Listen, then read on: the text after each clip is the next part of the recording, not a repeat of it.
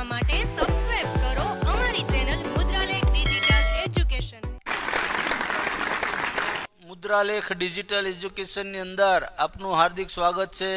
મિત્રો, ધોરણ 11 વિષય BA, જેની અંદર આપણે પ્રકરણ નંબર 6 ધંધાકીય વ્યવસ્થાના સ્વરૂપો 2માં અભ્યાસ કરી રહ્યા છીએ.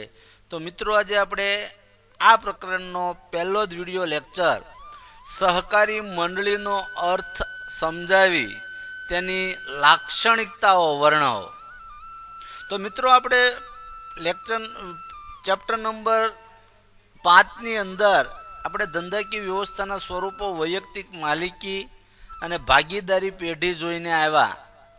તો ધંધાકીય વ્યવસ્થાના 4 સ્વરૂપ છે: વૈયક્તિક માલિકી, ભાગીદારી પેઢી, સહકારી મંડળી અને કંપની. તો એમાં સહકારી મંડળીનું જે સ્વરૂપ છે એ સેવાકીય હેતુના સ્વરૂપવાળું છે, જ્યારે બાકીના 3 સ્વરૂપ છે એ નફાના હેતુવાળા સ્વરૂપ છે. તો અહીંયા આપણે સહકારી મંડળી અને કંપનીના ધંધાકીય સ્વરૂપ વિશે અભ્યાસ કરવાના છીએ. તો એમાં પહેલો જ આપણો સ્વરૂપ છે સહકારી મંડળી. તો સહકારી મંડળી એટલે શું, પહેલાં આપણે એનો અર્થ જોઈએ. તો કે સમાન હેતુની સિદ્ધિ માટે.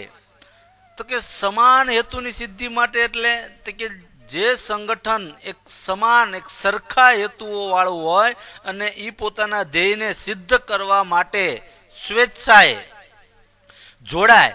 તો સમાન હેતુને સિદ્ધ કરવા માટે સ્વેચ્છાએ જોડાયેલા સભ્યોનું ધંધાકીય એકમ એટલે સહકારી મંડળી.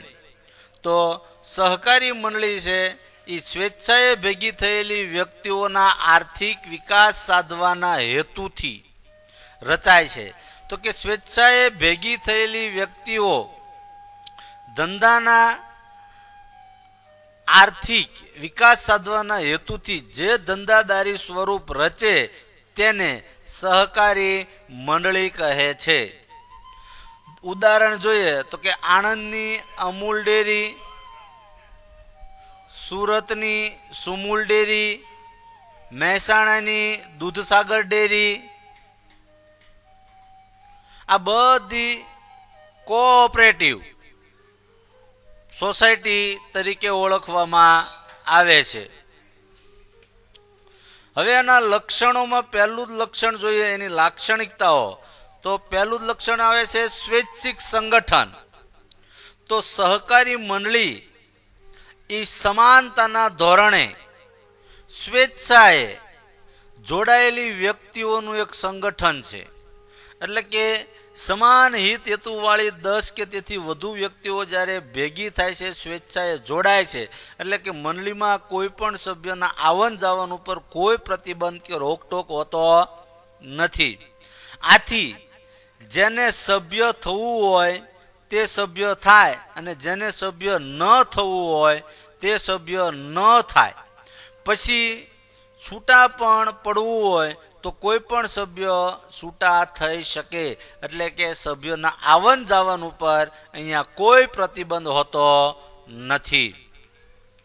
ત્યારબાદ બીજું લક્ષણ જોઈએ તો કે સરળ સ્થાપના વિધિ.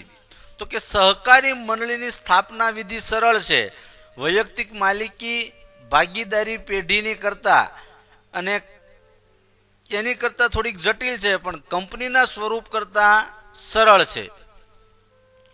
તો સહકારી મંડળીની સ્થાપના માટે ઓછામાં ઓછી 10 વ્યક્તિઓ, યાદ રાખજો, પરીક્ષામાં HQમાં પૂછાય, મંડળીની સ્થાપના માટે ઓછામાં ઓછા કેટલા વ્યક્તિઓ જોવે?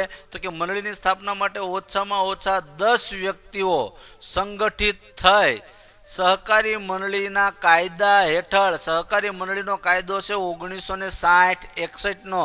તો 60-61નો કાયદો શા માટે બોલવામાં આવે છે? તો કે 1960-61નો કાયદો એટલા માટે બોલવામાં આવે છે કારણ કે 1961ની અંદર ગુજરાત એક અલગ રાજ્ય તરીકે તરી આવ્યું. ત્યાં સુધી આપણે મહારાષ્ટ્ર સાથે જોડાયેલા હતા, એટલા માટે થઈને 60-61નો કાયદો કહેવાય છે. તો સહકારી મંડળી છે એ 60-61ના કાયદા હેઠળ રજિસ્ટ્રાર એટલે કે રજિસ્ટ્રાર ઓફ કોઓપરેટિવ સોસાયટી સમક્ષ એની નોંધણી કરાવી શકે અને નોંધણી થતાં જ મંડળી શરૂ થઈ જાય. તો હવે આવે છે અલગ વ્યક્તિત્વ. તો કે સહકારી મંડળીની નોંધણી થતાં જ તેને તેના સભ્યોથી અલગ વ્યક્તિત્વ પ્રાપ્ત થાય છે. કોઈ પણ વ્યક્તિના સભ્ય થવાથી કે સભ્યપદનો અંત થવાથી એટલે કોઈ પણ વ્યક્તિ મંડળીમાં જોડાય કે મંડળીમાંથી છૂટો પડે તો સભ્યોના આવવાથી કે સભ્યોના જવાથી મંડળીના અસ્તિત્વ ઉપર કોઈ અસર થતી નથી. એટલે એકવાર મંડળીની સ્થાપના થઈ જાય એટલે મંડળીને તેના સભ્યો કરતાં એક અલગ વ્યક્તિત્વ પ્રાપ્ત થઈ જાય છે. જ્યારે ભાગીદારી પેઢીમાં સભ્યોના આવન જાવનથી પેઢીના અસ્તિત્વનો ફરક પડે છે. ત્યારબાદ સમાનતા. તો સહકારી મંડળીના સભ્યોમાં સમાનતાના ધોરણ જોવા મળે છે. એટલે કે અહીંયા દરેક સભ્યોને કોઈ પણ પ્રકારના નાત જાત ધર્મ જ્ઞાતિ જાતિ આવા ભેદભાવ વગર સમાનતાના ધોરણે સમાન હક અને સમાન તક પ્રાપ્ત થાય છે. તો કોઈ પણ પ્રકારના ભેદભાવ વગર દરેક સભ્યોને સમાન તક અને સમાન હક પ્રાપ્ત થાય છે. લોકશાહીની તાલીમ શાળા. તો સહકારી મંડળીમાં મૂડીને નહીં પણ અહીંયા માનવીને મહત્વ આપવામાં આવે છે. જ્યારે કંપનીમાં ભાગીદારી પેઢીમાં આ બધાના હેતુ નફાના છે.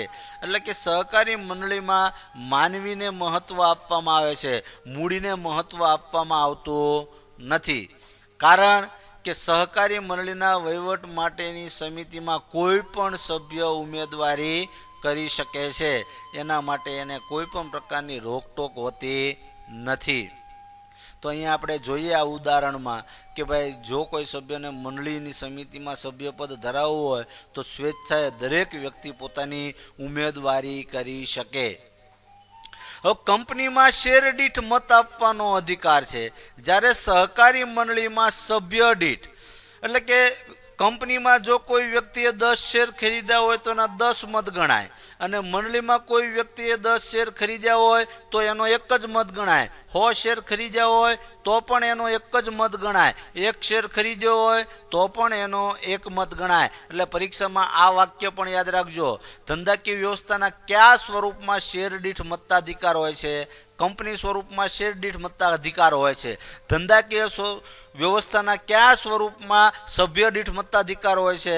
તો કે સહકારી મંડળીના સ્વરૂપમાં સભ્ય દીઠ મતાધિકાર હોય છે. આમ સહકારી મંડળી એ લોકશાહી રીતે પોતાનો વહીવટ કરે છે. તો લોકશાહી રીતે વહીવટ થતો હોવાથી તેને લોકશાહીની તાલીમ શાળા તરીકે ઓળખવામાં આવે છે. મિત્રો આ 2 માર્ક્સમાં વારંવાર વિધાન પણ પૂછાય છે. સેવાનો હેતુ. સહકારી મંડળીનો મુખ્ય હેતુ સેવાનો છે. નફો એનો ગૌણ હેતુ છે.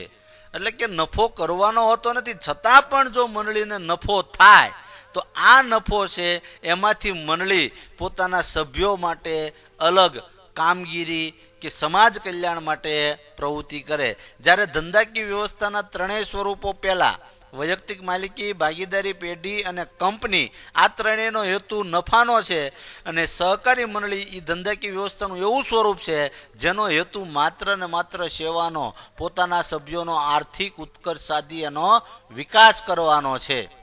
તો સહકારી મંડળી પોતાના સભ્યોના આર્થિક વિકાસ થાય, તેઓનું જીવન ધોરણ સુધરે તે માટેના કાર્યો હાથ ધરે છે. તેથી સહકારી મંડળી પોતાના સભ્યોને યોગ્ય ગુણવત્તાવાળી વસ્તુઓ વ્યાજબી ભાવે પૂરી પાડે છે. અહીંયા નફાનો હેતુ નથી. અને આવા ઘણા બધા તમને કોઓપરેટિવ સ્ટોર જોવા મળશે. હવે આવશે સભ્ય દીઠ મતાધિકાર.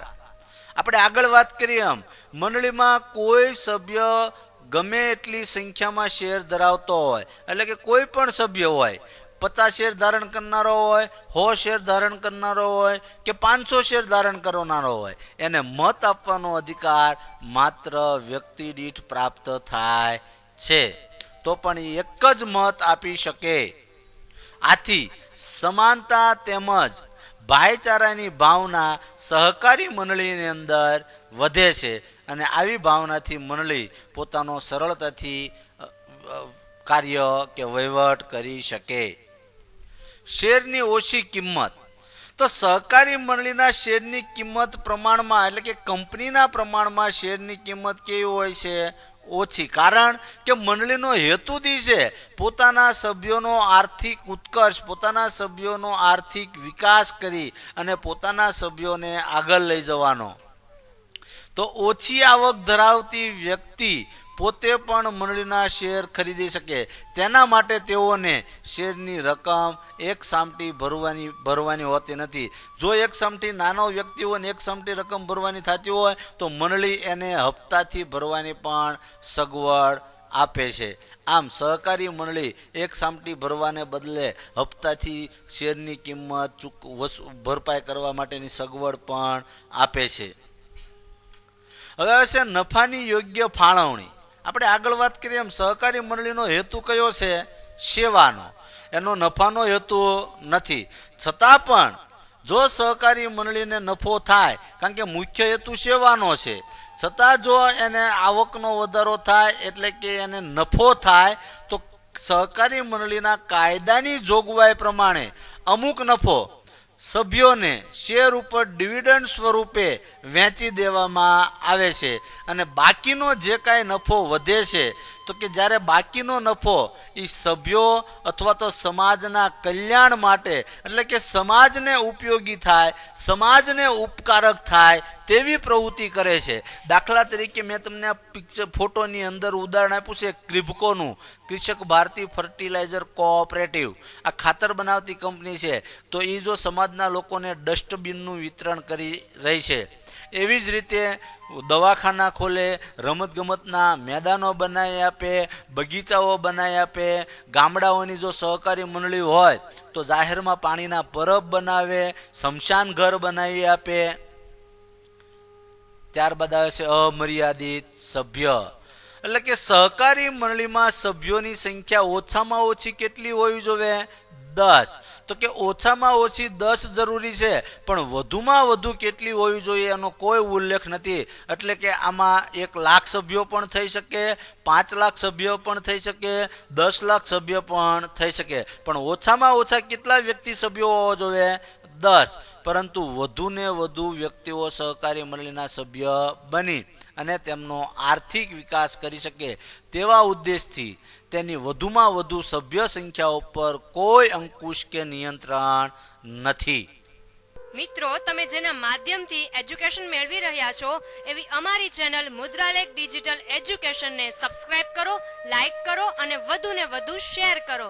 આ ઉપરાંત અમારા ડિજિટલ એજ્યુકેશનના માધ્યમોનો પરિચય કરાવું તો પ્લે સ્ટોરમાં 11/12 કોમર્સ ગુરુ નામે એપ્લિકેશન છે.